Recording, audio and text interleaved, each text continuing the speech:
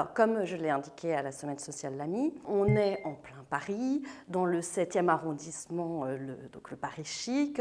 On est sur un chantier assez énorme puisque c'est 2000 mètres carrés. C'était des terrains qui appartenaient à Michelin et qui ont été rachetés par Covea. Donc, ils décident de faire une grosse opération de réhabilitation et ils vont sous-traiter les premières opérations de démolition qu'on appelle sur le BTP, dans le BTP les opérations de curage à une première société qui s'appelle Capron, qui va elle-même sous-traiter à la société MTBAT. Et donc les opérations vont commencer en juillet 2016 avec 25 travailleurs sans papier maliens qui vont être donc embauchés par la société MTBAT pour ces tâches. Très rapidement, va intervenir 2 incidents sur le chantier et c'était assez inévitable au regard des conditions de travail qui vont être qualifiées d'ailleurs par l'inspection du travail d'indignes. L'inspection du travail va aussi tout de suite intervenir et elle va constater l'inimaginable, c'est-à-dire qu'il y a des salariés qui décrivent qu'ils montent sur des poubelles avec des masses de 10 kilos pour casser les murs, qu'il n'y a pas de chaussures de sécurité, qu'il n'y a pas de masques en nombre suffisant, qu'il n'y a pas de gants. Enfin, c'est vraiment absolument incroyable. Elle va faire un procès-verbal de 300 pages.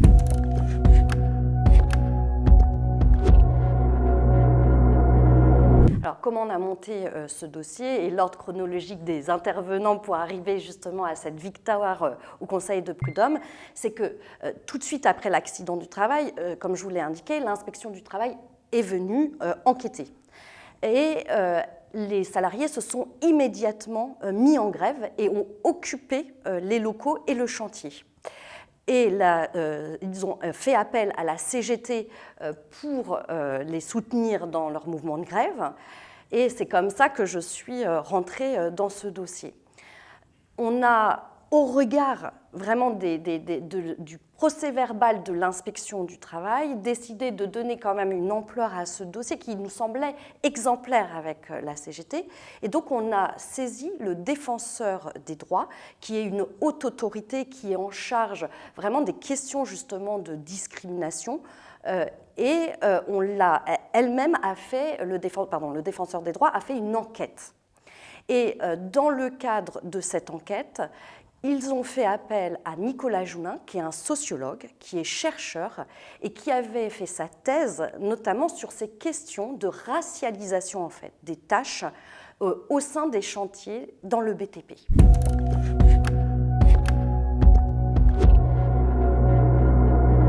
Alors, donc, le Conseil de prud'homme qui a été saisi va rendre une décision qu'on peut qualifier d'incroyable le 17 décembre 2019, puisqu'il reconnaît la discrimination systémique en raison de l'origine et de la nationalité.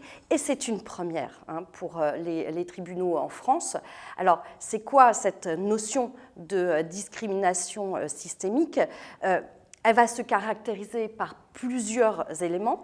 D'abord, c'est l'existence sur ce chantier et là je cite, un système pyramidal en fait, d'affectation professionnelle en raison de l'origine. Et c'est quoi cette affectation, deuxième critère qui est retenu, c'est quoi cette affectation professionnelle ? C'est de maintenir en bas de l'échelle de l'organisation du travail, ces travailleurs maliens. Là, je vais vous lire une partie de la motivation. Ils disent « Les responsables de la société considéraient les salariés comme des entités interchangeables et négligeables. Ils sont considérés, ça c'est important, comme une simple force de travail, interchangeable. Et l'humanité, en fait, l'individualité de chacun est niée.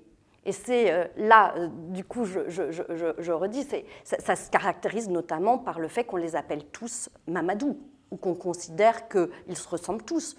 Donc c'est vraiment ce système-là qui a été dénoncé et qui a été reconnu, et c'est vraiment cette notion de discrimination systémique qui va permettre en fait d'appréhender la place que l'on donne à un groupe donné, déterminé d'individus, en l'occurrence les travailleurs maliens, dans l'organisation du travail. Et c'est en ça que le Conseil de prud'homme, et c'est fort, va reconnaître un système de domination raciste.